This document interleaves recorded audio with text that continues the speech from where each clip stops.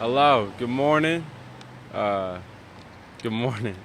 We're going to be continuing our reading, continuing the reading of Freedom is a Constant Struggle by Angela White Davis. I believe we left off on page 70. I'll drink some water before we start. We left off on page 70, in which she was talking about Abraham Lincoln and the Emancipation Proclamation. So we're gonna start off page 70. The chapter. Let me find out what this chapter is called. No, that's not my fault. I should have been more prepared. Okay, chapter 5 is called Closures and Continuities.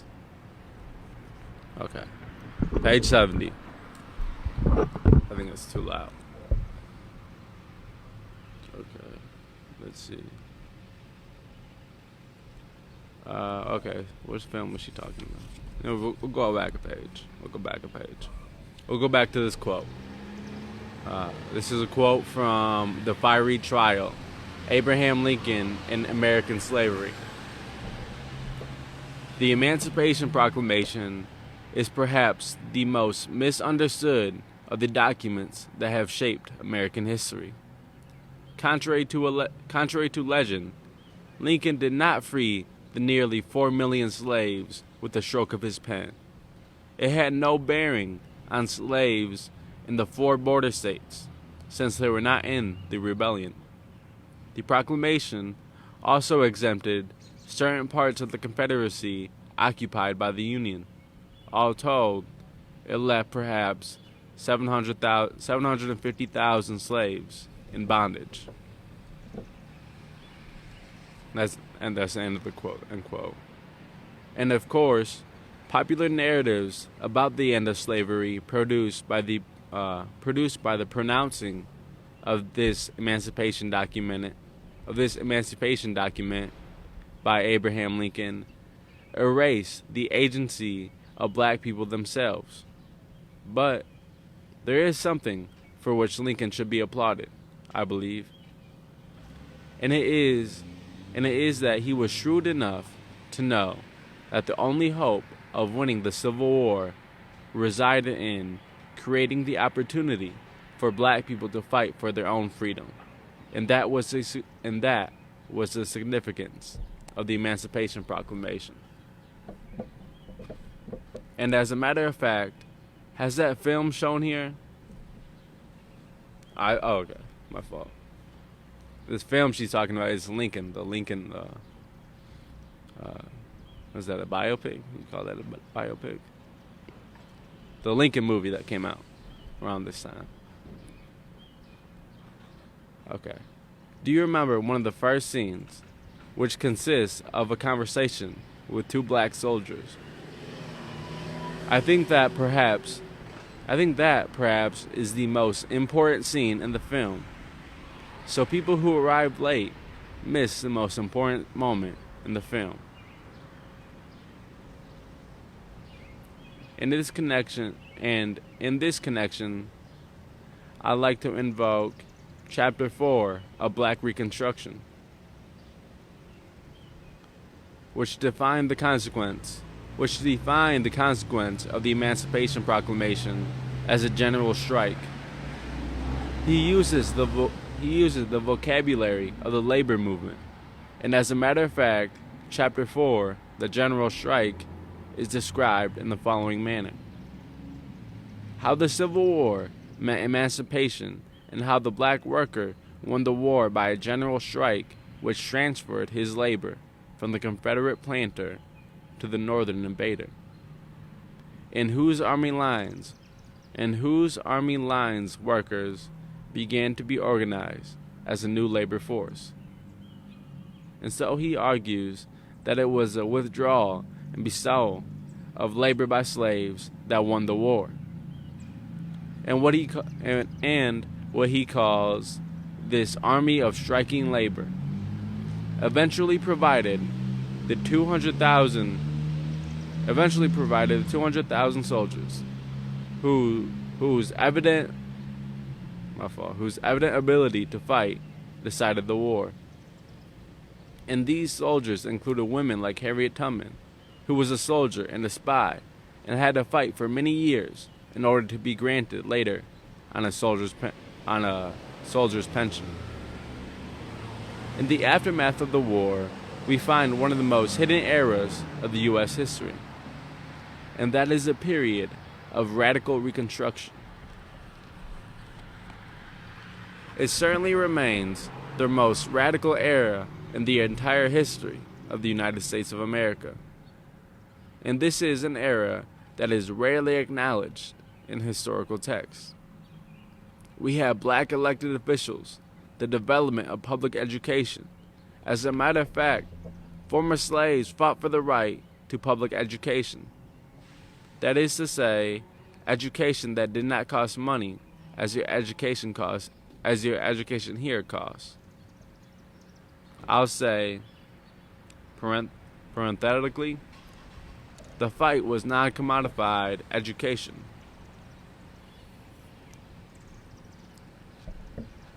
And as a matter of fact, white children in the South, poor white children who had not had education, gained access to education as a direct result of the struggles of former slaves.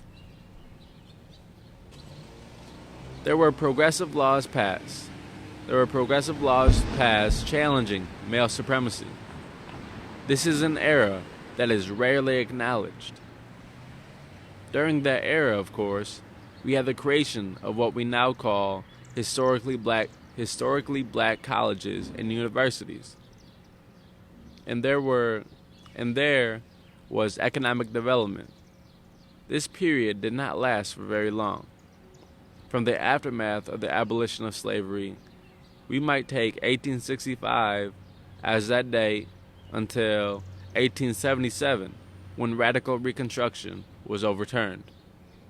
And it was not only overturned, but it was erased from the historical record. So in the 1960s, we confronted issues that should have been resolved in the 1860s, 100 years later.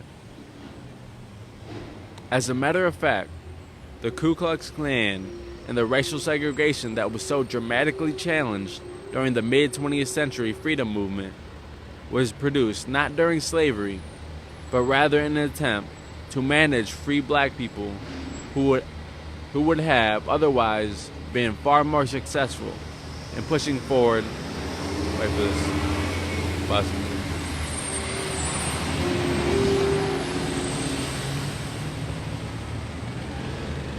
Let me set that up.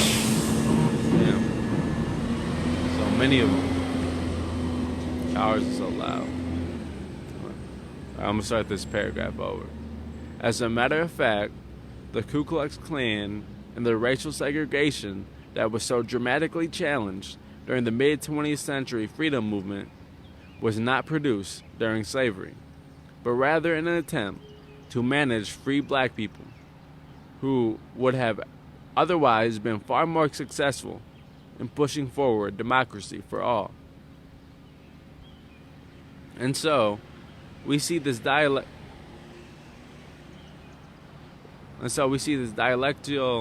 development of the black liberation movement. There is this freedom movement, and then there is an attempt to narrow the freedom movement so that it fits into a much smaller frame, the frame of civil rights.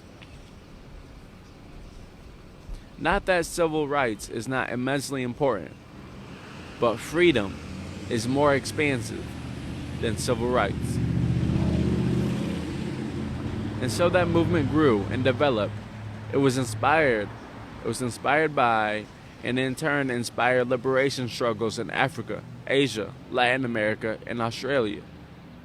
It was not only a question of acquiring the formal rights to fully participate in society, but it was also about substantive rights. It was about jobs, free education, free healthcare, affordable housing, and also about ending the racist police occupation of black communities. And so, in the 1960s, organizations like the Black Panther Party were created. And I should say, the Black Panther Party was founded in 1966, which means that there should be a 50th anniversary celebration coming up. I wonder how we are going to address, for example, the 10-point program of the Black Panther Party. I'll just summarize the 10-point program. You might get an idea why there are not efforts underway to guarantee a large 50th anniversary celebration for the Black Panther Party. Number 1 was, we want freedom. Number 2 was full employment. 3, an end to the robbery by the capitalists of our black and oppressed communities.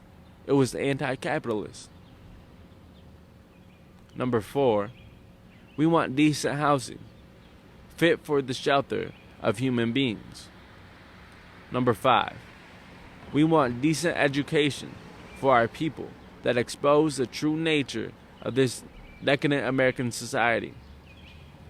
We want education that teaches us our true history and our role in present-day society. And number 6, which is especially significant in relation to the right-wing effort to undo the very small efforts made by the Obama administration to produce health care for poor people in the U.S. We want completely free health care for all black people and oppressed people. Number 7, we want an immediate end to police brutality and the murder of black people, other people of color, and all oppressed people inside the United States. Number 8, we want an immediate end to all wars of aggression. You see how current this still sounds. That's crazy for her to say that 8 years ago, 8 years ago, and for it to be 8 years, not that long. But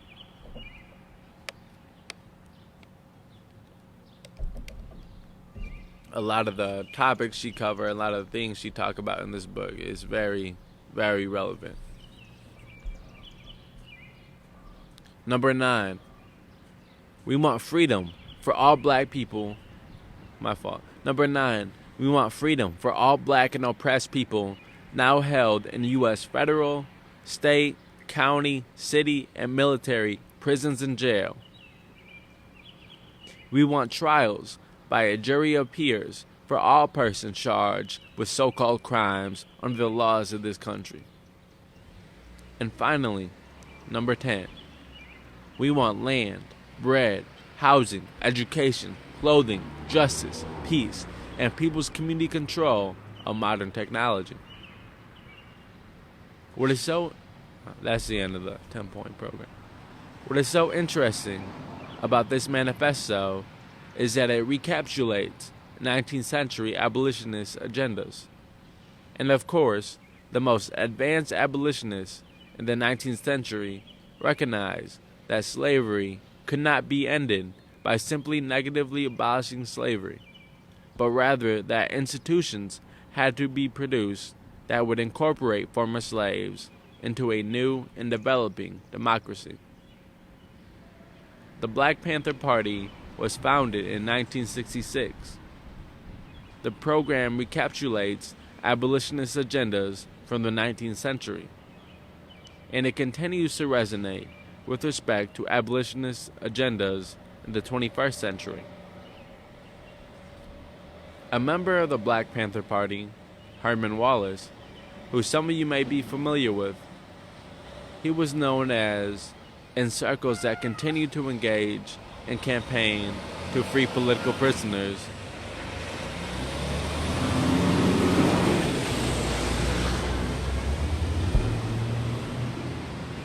he was known as one of the Angola Three.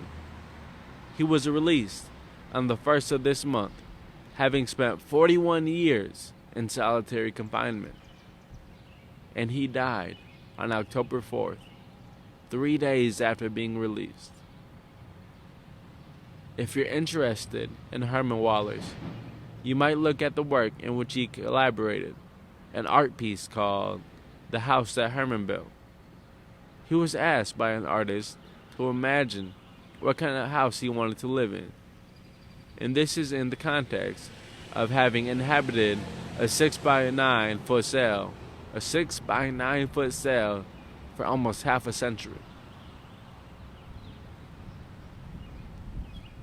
At the age of 66, another member of the Black Panther Party, Assata Shakur, who received political asylum in Cuba after escaping from a U.S. prison during the 1980s, was just recently designated one of the 10 most wanted terrorists in the world. Assata Shakur, who was a writer and an artist, and who had made a life for herself in Cuba, now has to fear Blackwater-type mercenaries who might want to claim the $2 million reward that has been offered in connection with placing her on the 10 most wanted terrorist list. And I should say, when I learned about this in May, I remember when I was placed on the 10 most wanted. I didn't make the 10 most wanted terrorist list. I think they didn't have one at the time. But I made the 10 most wanted criminals list.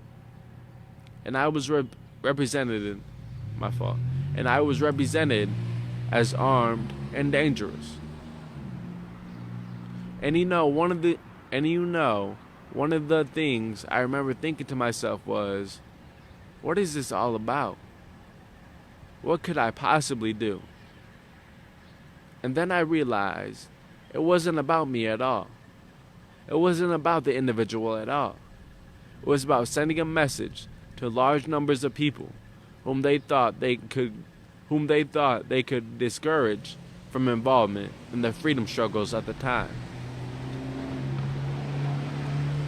Assata Shakur is one of the 10 most dangerous terrorists in the world, according to Homeland Security and the FBI. And then when I think about the violence of my youth in Birmingham, Alabama, where bombs were planted repeatedly, and houses were destroyed, and churches were destroyed, and lives were destroyed, and we have yet to refer to those acts as acts of terrorists. Terrorism, which is represented as external, as outside, is very much a domestic phenomenon. Terrorism very much shaped the history of the United States of America. Acknowledging continuities between the 19th century anti-slavery struggles, the 20th century civil rights struggles, the 21st century abolitionist struggles. And when I say abolitionist struggles, I am referring to primarily to the abolition of imprisonment as the dominant mode of punishment, the abolition of the prison industrial complex. Acknowledging these continuities require a challenge to the closures that isolate the freedom movement of the 20th century from the century preceding and the century following. It is incumbent upon us not only to recognize these temporal continuities, but also to recognize horizontal continuities, links with a whole range of movements and struggles today.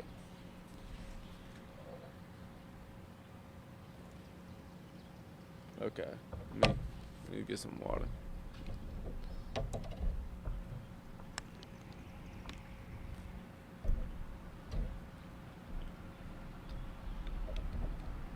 Okay.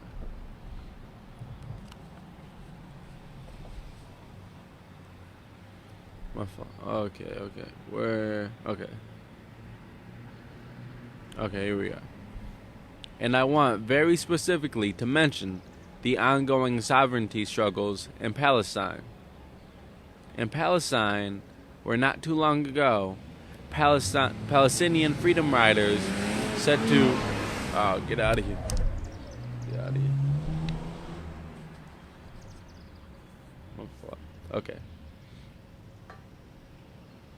And I want very specifically to mention the ongoing sovereignty struggles in Palestine. In Palestine, where not too long ago, Palestinian freedom riders set out to contest the apartheid practices of the state of Israel. But I have been speaking too long now. And despite my critique of closures, I am compelled by time restrictions to close my talk this evening. So I want to close with an opening.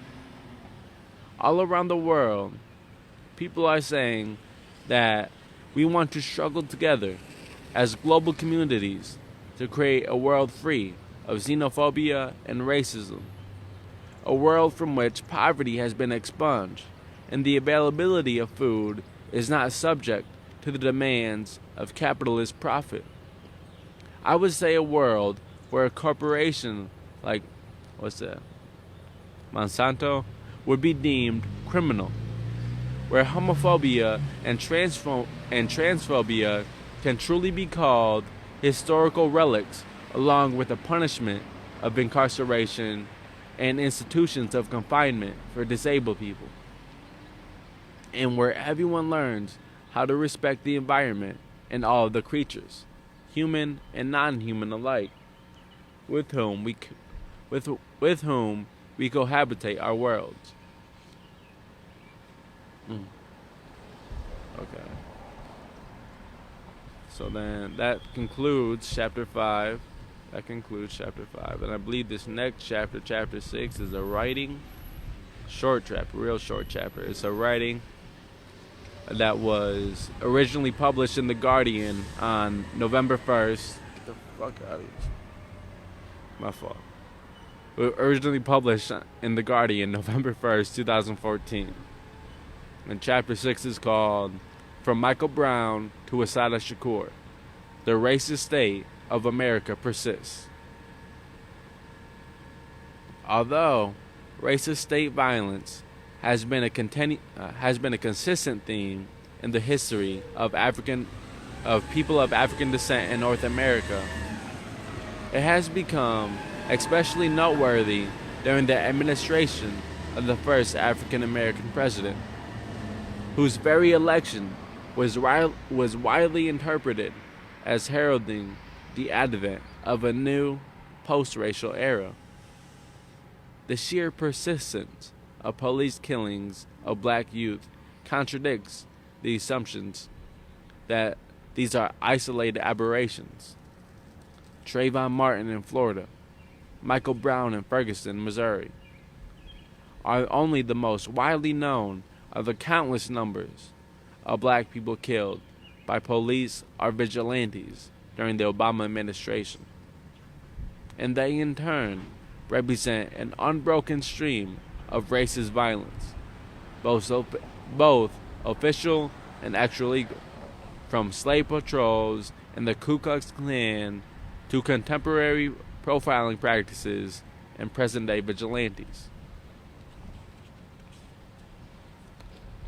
More than 3 decades ago, Assata Shakur was granted political asylum by Cuba, where she has since lived, studied, and worked as a productive member of society.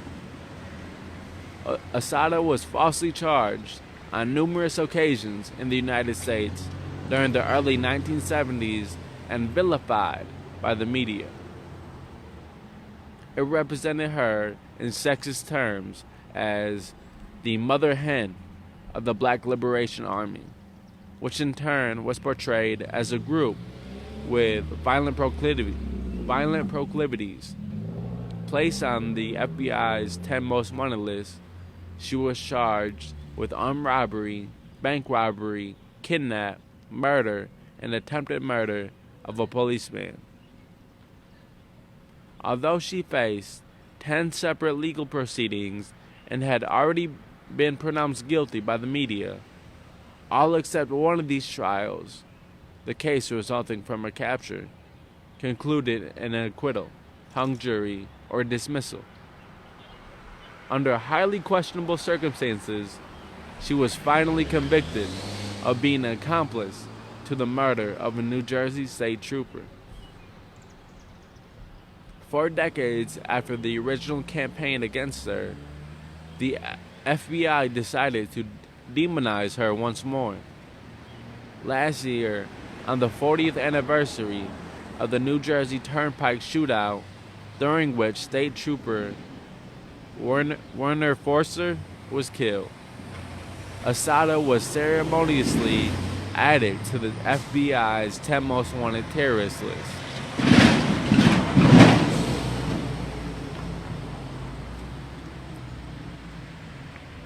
To many, this move by the FBI was bizarre and incomprehensible, leading to the obvious question: what interest would the FBI have in designating a 66-year-old black woman who has lived quietly in Cuba for the last 3.5 decades as one of the most dangerous terrorists in the world, sharing space on the list with individuals whose alleged actions have provoked military assaults on Iraq, Afghanistan, and Syria?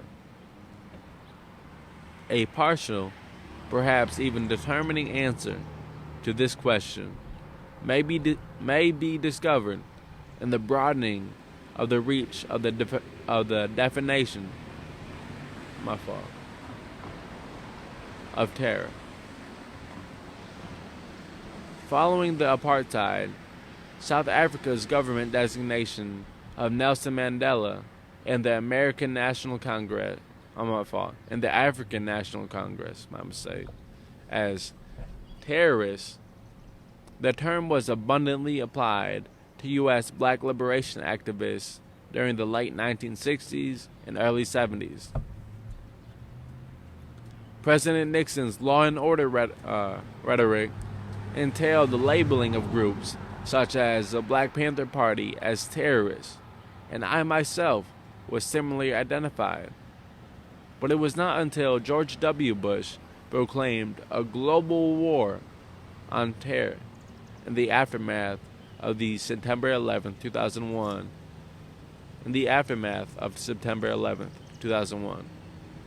that terrorists came to represent the universal enemy of Western democracy.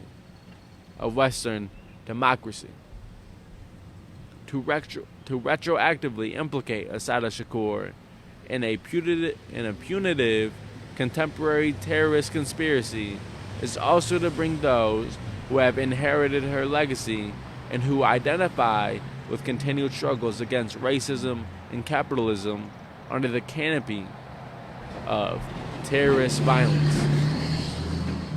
The historical anti-communism directed at Cuba, where Assata lives, has been dangerously articulated with anti-terrorism. The case of the Cuban Five is a prime example of this. The use of the war on terror as a broad designation of the project of the 21st century Western democracy has served as a justification of anti-Muslim racism.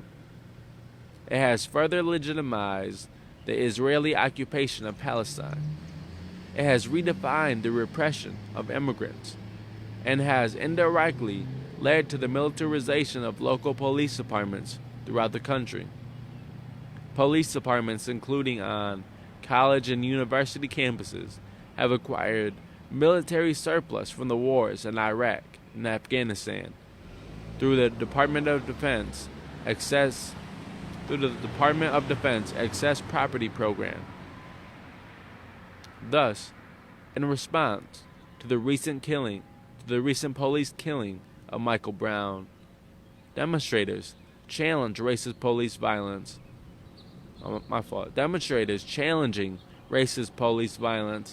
were confronted by police officers dressed in camouflage uniforms, armed with military weapons, and driving armored cars.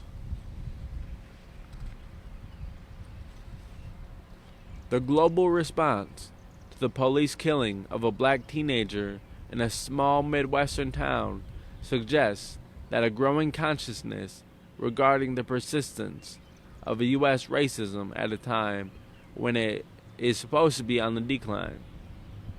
Assata's legacy represents a mandate to broaden and deepen anti-racist struggles.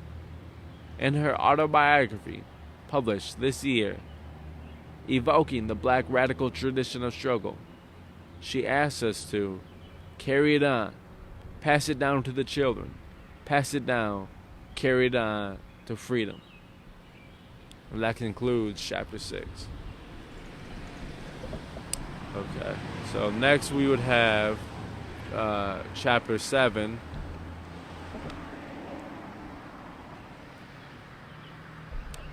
And chapter 7 is titled The Truth-Telling Project, Violence in America. And this is taken from a speech given in St. Louis, Missouri on June 27, 2015. Kudos to Pastor Corey Bush and Dr. David Ragland for their brilliant work on the Truth-Telling Project. I deeply thank you for inviting me to participate in this gathering of Ferguson protesters and other activists in the St. Louis area. It is an honor to join you. It is an honor to join you as you ponder the permanence of violence in America, and as you explore old and new meanings and long-standing but unacknowledged truths about the vicious racism that has plagued our world since its beginnings.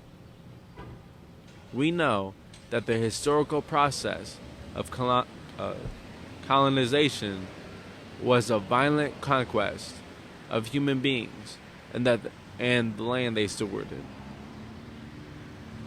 It is thus essential that we identify the genocidal assaults on the first peoples of this land as a foundational arena for the many forms of state and vigilante violence that follow. The violence of European colonization, including the slave trade, constitutes the common history of Africa, Asia, and the Middle East, and the American hemisphere. In other words, there is a larger and longer history of the violence we witness today. Our understandings of and resistance to contemporary modes of racist violence should thus be sufficiently capacious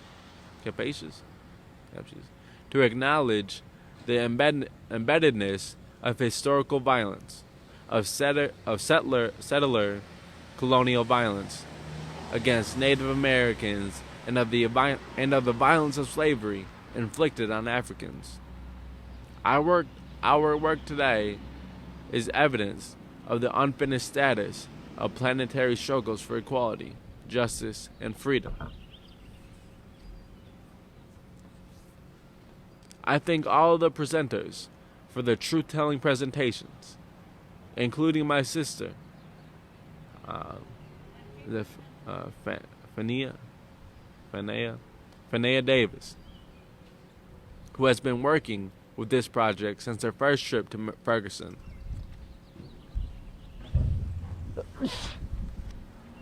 Excuse me. This morning, my sister and I touched the ground where he was slain and followed the path of the protesters through the Ferguson community. I know that there are many Ferguson protesters among you and I want you to know how honored I feel to be here in this place at this time. Like everyone else who identifies with current struggles against racism and police violence, I have uttered the words Ferguson and Michael Brown innumerable times, both inside and outside the country. For me, as for people throughout the world, the very mention of Ferguson evokes struggle, perseverance, courage, and a collective vision of the future. All right, hold on.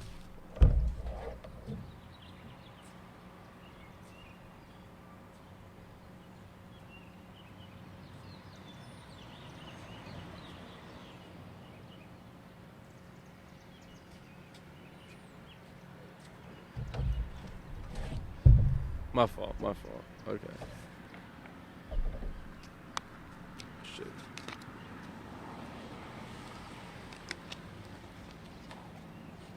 Trying to make sure it don't rain. It just don't start raining.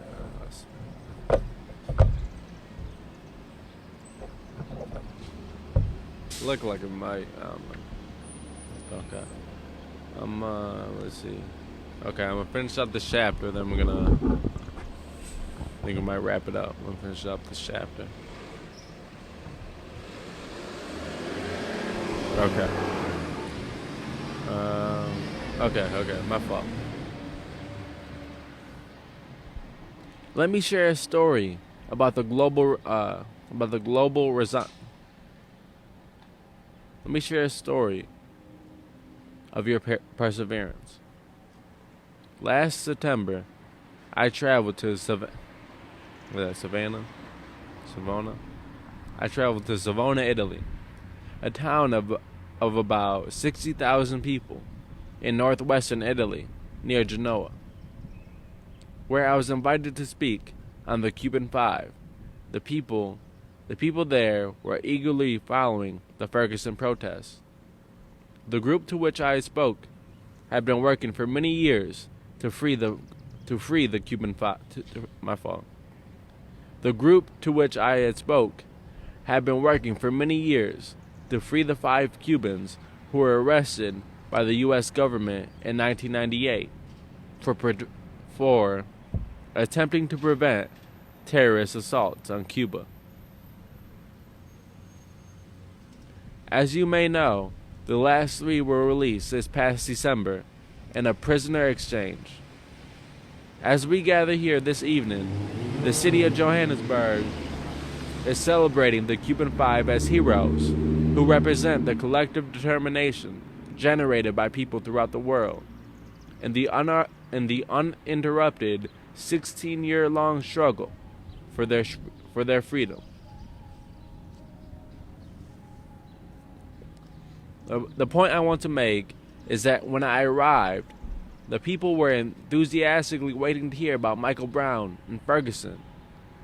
They interpreted the actions of the protesters in Ferguson as a blow for freedom all over the world, including freedom for the Cuban Five. All right, hold on. I'm gonna stop it right here. We're gonna end it right here.